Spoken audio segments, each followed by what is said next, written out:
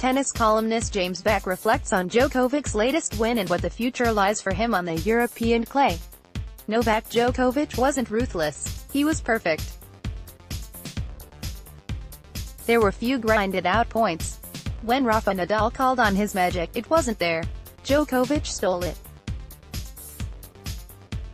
As John McEnroe said, he is having a bad day so far, and nothing changed for Nadal. It wasn't Rafa's day on Sunday in the Australian Open final. Djokovic gave the Spanish left-hander one of his worst beatings, a simple 6-3, 6-2, 6-3 victory for a record 7th Australian Open title. A simple, but perfect day for Novak. It was simple for Djokovic. He played nearly perfect tennis, and Rafa was hardly a shadow of the player who had been so superb in this tournament without dropping a set in his first 6 matches. Yes, this one came easy for Djokovic. He didn't drop a point on his serve until he served for the first set. Novak simply didn't give Nadal a chance to get into the match, partly because Nadal couldn't find the court on big points. Nadal started without his usual passion and tenacity. He apparently was just trying to get into the match slowly, rather than all at once. He obviously thought he would be able to make a run at some point in the match. He didn't. Djokovic wouldn't let him. A price to pay for lack of early passion. Rafa paid a price for not pushing himself to a fast start. Djokovic came out on fire and never let up, never giving Nadal a chance to become the Rafa that the crowd had seen for 2 weeks. 21 straight Grand Slam tournament wins and 3 consecutive Grand Slam titles put Djokovic in a class all of his own right now. He wasn't spectacular against Nadal, but he did almost nothing wrong. He dominated the rallies with his quickness and consistency, and his serve was almost perfect. It was a clinic that Nadal had no answer for. He probably will stay awake at night, asking himself, why didn't I come out ready to play? No answer for Djokovic's style of play. Rafa went to Melbourne ready to play, ready to claim a victory that would make him only the 3rd player to complete a double career Grand Slam. Perhaps it was that sense of immortality that got to Nadal, as well as the fact Djokovic was on the other side of the court. Novak may be the only player in the game who has Rafa's number. All of that was enough to take Rafa's usual passion away. What happens in Paris? Nadal simply has no answer for Novak's court coverage and ability to turn Rafa's best shots into winners of his own. But is that just on hard courts? Maybe. What will happen in Paris in a few months? Surely, it will be more of a grind, and Djokovic isn't likely to be as perfect as he was down under. Nevertheless, there has to be worry in the Nadal camp, just as there is concern in Roger Federer's camp after a surprising quarterfinal exit. Just remember, Federer is 37 years old, 5 years older than Nadal. The big question is what happened to Nadal's tenacity and movement, and inability to put the ball into play on big points. But there's a long way between January and September. And Nadal doesn't seem to feel the pressure in other majors that he feels in Australia. Maybe because he already has his 2 titles in every other major. The world could look completely different by the time the U.S. Open ends. James Beck is the longtime tennis columnist for the Charleston, SC, Post and Courier newspaper. He can be reached at jamesbecktennis@gmail.com. Article, video, YouTube, collection. 1 ranking. Even Serena Williams might have a difficult time regaining the top ranking from Osaka. If the powerful 21-year-old Japanese stays healthy and keeps her head, she is likely to be No. 1 as long as she wants. A year from now, Osaka may own 4 or 5 Grand Slam titles. A smaller version of Serena. Osaka is just a smaller model of Serena. Maybe she's not quite as strong as Williams, but Osaka appears to be better than Serena in several areas. I believe Osaka may actually be faster than Serena, and for sure quicker and more mobile. Osaka's serve may not be quite as strong as Serena's. Osaka's serve is in the same league, not the single smooth brute strength motion as Serena's, but Osaka's power comes from the added acceleration on the downswing. Even if it's not Serena's serve, Osaka's serve is outstanding. It should carry her to a bunch of Grand Slam titles. Osaka proves how good she is. Obviously, there doesn't appear to be anyone out there at the moment capable of surpassing Osaka's ability. Osaka is a terrific athlete. Osaka's upset of Serena in last year's US Open final obviously wasn't an accident. Neither was Osaka's win over Petra Kvitova in Saturday's Australian Open final. Kvitova played excellent tennis most of the match with her incredibly low ground strokes from both sides, and almost unreturnable out-wide serves on the ad side. Of course, Kvitova is a left-hander, and such serves are her bread-and-butter shots. Wait until Wimbledon. Who could forget that Kvitova is a two-time Wimbledon champion? And she has overcome career-threatening injuries to reach her current level of tennis. She is not someone that Osaka or anyone can overlook in the future, especially in a few months at Wimbledon. There was no denying that Osaka was the better player in this one match, other than when she had triple match point in a second set. One of those "I don't want to be here" emotions must have overcome Osaka for a brief time. I can't forget what I saw happen last April at the Volvo Car Open, way out on the club court with a crowd of less than 2,000 watching. There was Osaka walking to her bench in the midday heat during a round of 16 match against Julia Gorges. Osaka was sending a verbal message to her coach that she didn't want to be there.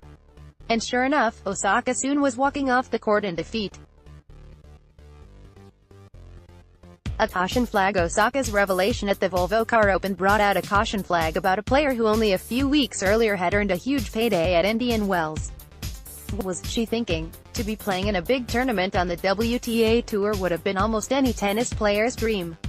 But not Osaka's. She has won a couple of much larger paychecks since then. But you almost have to wonder what might happen when she wins a few more of these big paychecks the size of her 2 Grand Slam paydays and everything isn't going her way. Will she really toss in the towel? Or will she have the never-say-quit drive of a Serena Williams? Few players have Serena's level of mental toughness. But right now, Naomi Osaka is the face of women's tennis. James Beck is the longtime tennis columnist for the Charleston, SC, Post and Courier newspaper. He can be reached at jamesbecktennis@gmail.com. Article, video, YouTube, collection. 2 years ago, Petra Kvitova was left facing the possibility that she would never be able to play tennis again. On December 20, 2016, the Czech was involved in a tussle with a knife-wielding man at her apartment in the eastern Czech town of Prostějov. The attacker entered the apartment by posing as a fake maintenance man. Involved in a fight, Kvitova suffered significant damage to the tendons and nerves in her left hand, which she uses to play tennis. In the immediate aftermath, she underwent 4 hours of surgery to repair the damage and spent 5 months away from the tour. It wasn't a really nice time to be dealing with everything. It wasn't only physically, but mentally was very tough.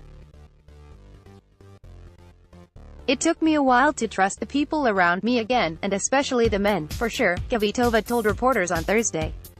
Timing of the attack was brutal. At the end of 2016, Kvitova was on the verge of returning back into the world's top 10. Winning 16 out of 18 matches played and claiming titles in Wuhan and at the Elite Trophy. I recently found out that my doctor wasn't really happy with my hand during the second month of recovery, because the scars were very, very tight and hard, and I couldn't really do anything with that. Luckily he didn't tell me during that period, she revealed. I really needed to be strong and not really thinking too negatively about it, but of course those thoughts were there, as well. In the midst of the ordeal, Kvitova also had the agony of not knowing who the person was that almost ended her career. It would take a 17-month police investigation before the suspect was caught. He was arrested in May and now faces up to 12 years in prison. "Well, it was a little bit of a wait for me," she told ESPN at the time of the arrest. "When that happened, I wasn't really wishing anything more than just they catch him. And then when I was focusing on the hand, and I was really trying hard to be back or focusing on the rehab, then I a little bit forgetting. You know, I have been telling myself that I can't really do anything. It's the police, and they do what they have to do. And in the end, hopefully they did great job. It can be forgiven to think that the two-time Wimbledon champion is over the ordeal. However, the scars remain, both mentally and physically. Till this day she hasn't got the full feeling in one finger in her left hand, admitting that it will never fully recover." Petra Kvitova's hand before and after operation. Astonished Facebook.twitter.com/NSDJVeeks, My Tennis Daily Fix, @BestTennisPicks, August 28, 2017. 1.5 years have passed since Kvitova started her comeback with an emotional win in the first round of the 2017 French Open. Since then, the Czech has managed to once again establish herself as one of the best players on the women's tour, winning no fewer than 5 titles in 2018. The highest amount of trophies collected on the WTA Tour by any player during that season. "I always wanted to come back and play at the highest level one can, compete with the best, play the Grand Slams, go very deep in the Grand Slam draws." The resurgence continues until the present day. Kvitova is now on a 11-match winning streak after triumphing at the Sydney International. At the Australian Open, she got the breakthrough she has desired. Yet to drop a set in the tournament, she defeated Danielle Collins 6-1, 6-4, on Thursday, securing a place in her first Grand Slam final since winning the 2014 Wimbledon Championships. "I worked pretty hard to be back there. So yeah, I'm really happy to be back there again," she said afterwards. "To be honest, I think not very many people believe that I can do that again, to stand on the court and play tennis, and kind of play on this level." It isn't just another Grand Slam title on the line for Kvitova when she faces Naomi Osaka for the Australian Open crown on Saturday. A win would also make her world number 1 for the first time in her career. Something that would be the peak in what has been a remarkable comeback by the Czech player. Kvitova's journey is one that inspires many. The 21-year-old is enjoying his best ever run in a Grand Slam at the Australian Open, but how much of a talent is he? Prior to the Australian Open, Frances Tiafoe had only won 5 matches in 11 appearances at a Grand Slam tournament. Now a dream run at Melbourne Park has made him the youngest American man to reach a major quarterfinal since 2003. Recently celebrating his 21st birthday, Tiafoe has produced wins over both Kevin Anderson and Grigor Dimitrov to reach the last 8 in Melbourne, illustrating the talent he has on the court. After each triumph, his celebrations are inspired by NBA superstar LeBron James, where he would mimic the too-strong bicep slap, something that could feature regularly in his matches for years to come. "You like that? It was pretty cool," Tiafoe commented about his celebration earlier this week. "It is kind of instinct thing," he added. "I hope the crowd liked it." Tiafoe's route into tennis is far from ordinary. His parents fled to America in order to escape the civil war in Sierra Leone. They only managed to enter the country by coming through the green card lottery, a system where the U.S. government allocated a total of 55,000 visas worldwide to countries with low immigration rates to America. Tiafoe learned to play tennis at a club in Maryland, where his father worked as a maintenance man before becoming on-site custodian. During his childhood, he would stay with his father, who was given accommodation on site. "I obviously wasn't a normal tennis story. The beginning of my career, I was playing for them, trying to do everything for my family. Obviously now I put them in a great place. Now I'm trying to do it for me," he said following his 4th-round win in Melbourne. "I'm not saying you can't make it if you grew up from a wealthy situation. I mean, a ton of people have. But obviously that gave me an incentive, a reason to give, a reason to work every day, understand why you do it. He added, "Those familiar with the career of the American will not be too surprised by his Australian Open breakthrough.